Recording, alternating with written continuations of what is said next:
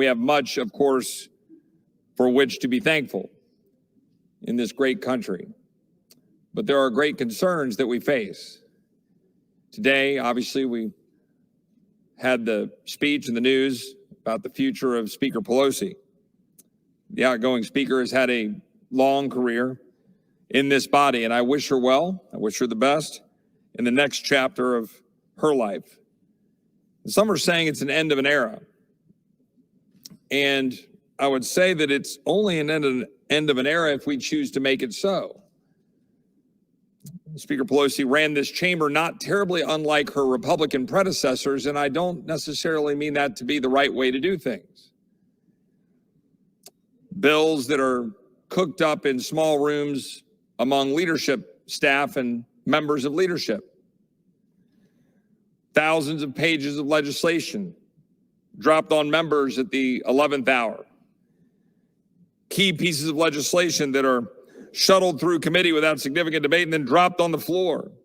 Sometimes we have what's called suspension votes, where we suspend the rules and we have votes on the floor with no members here to debate it or discuss it.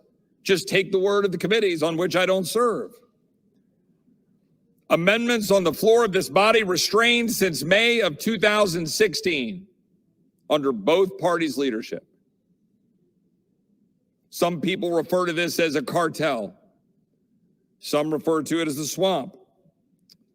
What it is, regardless of branding, we know that it takes power away from the legislators and thereby takes power away from the people who sent their legislators here to represent them. The only way we're going to make this the end of an era is if we change the way we do things. And we should. And I'm saying this now that there is a Republican majority about to take the gavel. I believe we have to change the way this town works. I believe we have to change the way this body works. The reason that I introduced the Article 1 Act in the first Congress that I served in this body while President Trump was in office, to reclaim power from the executive branch, to say that we must have a voice in these ongoing emergency declarations, some of which date back to the 1970s. The reason that I did that was because I believed it, even though it would have taken power away from a Republican president. I'm wondering now if some of my Democratic colleagues will think, well, maybe that's not a terrible idea if we look ahead. I don't know. Here in this chamber, I am, as a Republican, calling on a fundamental change in the way we do things here, how bills get to the floor. Most people might not understand that the default rules that would go back to the Jefferson Manual and the basic rules of parliamentary procedure would be that I have the right to be able to offer a bill, and that then you'd have the right to amend the bill here on the floor of this body, this being the floor of the House of Representatives. But what the American people don't know is that every Congress we come in and we vote on new rules. And we vote on rules that then restrict the power of every member of this body to be able to represent their constituents. We restrict the power of a member to offer a bill, to bring that bill to a vote, to have debate on that bill, to amend that bill here on the floor of the House of Representatives. That's the way it works. And then we even go further. Every week we fly in and then we have votes on rules that are cooked up among 13 members of the House of Representatives who sit up in a committee up here behind these walls, and they vote a new rule, send it down here, and then the body votes on the rule that then structures debate for the week. Then can I offer an amendment here on the floor? No. And you know why? Because people are afraid to vote. Members of this body sent to vote on legislation and to represent their constituents are afraid to vote. Can you imagine? The founding of this country, the establishment of this body, the people's house, to go get reelected every 2 years, or to go seek reelection. that we're afraid to vote? Do you know how many times if I bring up opening the process and opening up the floor of the House, colleagues on my side of the aisle, the other side of the aisle go, well, don't you know, that means somebody could bring up a really tough vote. Well, if you vote no on a whole lot of tough votes, like I tend to do, you get kind of used to it. And you get used to what you have to do, which is go explain to your constituents why there ain't no free lunch. This isn't the United States House of free stuff. You can't just keep passing bills to spend money we don't have to buy off votes. You can't keep voting for bills that have a nice title so that you don't have to go back and explain why you voted, as I did, against burn pit legislation for veterans who need support and help for burn pits. But you vote against it because you don't need another $675 billion mandatory spending item. Yet bipartisan support for a bill because nobody wants to go say no. Nobody wants to go look in a veteran's eye and explain the hard reality of what we need to do in this body. Nobody wants to say no to a bill that says ALS research. Nobody wants to say no to a bill that says something about helping animals or helping old people or helping kids. You put a nice title in there and everybody's got to vote for it. Doesn't matter which side of the aisle you're on, you got to vote for it because there is no spending limit. There is no restraint. There is no responsibility. There is no leadership. There is no check on unrestrained power of the executive branch by this body because this body keeps funding the very tyranny of the executive branch that many campaign against. That's the truth. My colleagues on this side of the aisle just went out and sought election where we took the House back. My colleagues on this side of the aisle went out and campaigned against unrestrained federal power in the Federal Bureau of Investigation, a Department of Homeland Security that refuses to secure the border of the United States. Labeling of parents as domestic terrorists.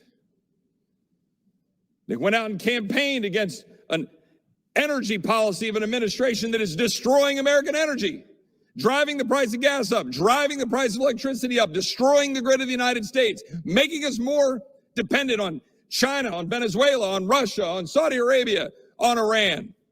It's absurd. We ran against all that stuff, but you know what? Whole lot of my colleagues vote to fund all that stuff. Have no problem writing a big old check. Both sides of the aisle. You know why? Because they always have something they want that they're willing to just sign off on a monster piece of legislation, irrespective of the debt that is piling up around the ears of their kids and their grandkids, the destruction of the American dream that is happening because of that, or the funding of the very bureaucrats that are undermining the freedoms of the United States people every day. Come to the floor, it's got a National Defense Authorization Act. You come to the floor and you've got something you must pass. We have to pay for the pay raise for our troops. We must pay for some more planes and bombers and helicopters, missiles. Don't you know, Chip, that we've got to go stand up against China. We got to fund Ukraine. We got to stand up against Putin. Great. Let's have a debate on this floor about those things. If you're talking about war, maybe we should declare it. If you think that there's a proxy war with funding, maybe we should debate it on the floor of this body. Maybe you shouldn't just keep writing blank checks and never have a debate about guns and butter. But that's what we do. And this is where I got to have a little tough talk to my colleagues on this side of the aisle. What, pray tell, have you heard out of anybody on this side of the aisle that will change any of that? Yesterday, we had all sorts of conference meetings, debates about our internal workings. I tend to like to keep those meetings confidential and private, but half my daggum colleagues are tweeting that stuff out in real time. The fact of the matter is, nothing changed. The status quo remains because people want their power. They want their committee chairmanships. They want their gavel. They want the ability to control the power and the purse strings, but they don't want to look in the mirror to fundamentally change a broken town, a broken house, a broken body, a broken federal government that is stepping all over the dreams and the hopes and the future and the prosperity of the American people. There is not a remote indication that my colleagues on my side of the aisle understand what time it is in America, understand what we're facing. It's not just a campaign statement. It's not just something to go rile up the American people to get elected, to get power, to get on a certain committee. You know what? Every conversation that has been had in this body, at least on my side of the aisle, since last Tuesday, hey, what's going on in the steering committee? Hey, who's going to get Ways and Means? Hey, who's going to get on what committee? Hey, did the freshmen have their votes? Who's going to be the head of the freshman class? Hey, who's going to be the speaker? Who's going to be the whip? I don't know. Let's figure out what we're going to do. Who's going to have power? Who's going to have power? Who's going to have power? And the answer is anybody but the American people. The answer is anybody but the rank and file members of this body. The answer is the status quo. That's why people ran. That's why President Trump, by the way, did well in 2016 running against the swamp. Say what you want about President Trump.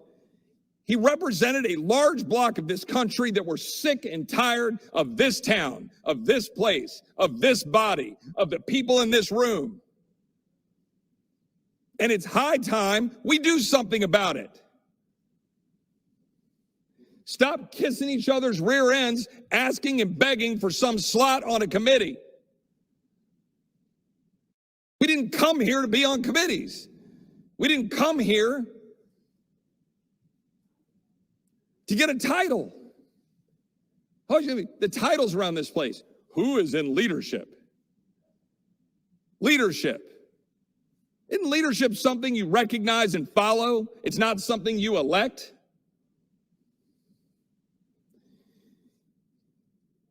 I didn't come here for second place. I didn't come here. I don't leave my family. I don't say goodbye to my son and my daughter and my wife every Monday and fly up here and spend 3, 4, 5 days up here and fly back every week just because I want to earn Southwest points. I didn't fly up here because I want to sit in rooms and go have a steak dinner and go talk to lobbyists about what needs to be put in a bill. I didn't come up here to say, well, we got to make sure we get, but don't call them earmarks. Oh, don't call them earmarks. That's already bad out there. So we're going to call them community-directed spending. Okay, we'll call them community-directed spending. The currency of this town. How are you going to take care? How are you going to get a bridge back home? Hey, it's important. We have floods in Houston. We have floods in Louisiana or Florida. So, they need flood money, right? Oh, we have tornadoes in the Midwest. Well, we need some tornado money. Well, how do you think you get people to buy? How do you think you get people to vote for all these appropriations bills that have left your country $32 trillion in debt? By the way, 5% interest rates. Do you know what's going to happen? Interest rates going up where they are at 5%. You know what's going to happen to the interest payments? It's going to be another $600, $700, $800 billion. You pretty much just bought a whole second Department of Defense, ladies and gentlemen, with money that you're printing. How's that sound? Enjoy that, do you? And nobody here has any plan on what to do about it except more of the same. Oh, we'll have a lot of speeches about CHIP. Don't you understand? Entitlements, mandatory spending, that's the problem. That's 70% of the whole thing. Well, as a technical matter, that's not incorrect. But we got here because we refused to deal with it.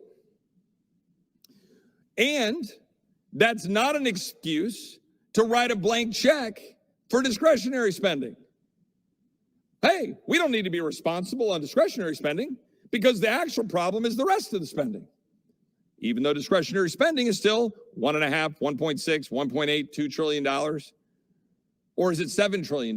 Does anybody know? Does anybody care? Hey, we shut down the whole country under COVID, but hell, we'll just write a $5 trillion check. Why not? Because that's what we do. We just keep writing checks that we can't cash. So good. Please subscribe to my channel and hit the bell to be notified when I post future videos.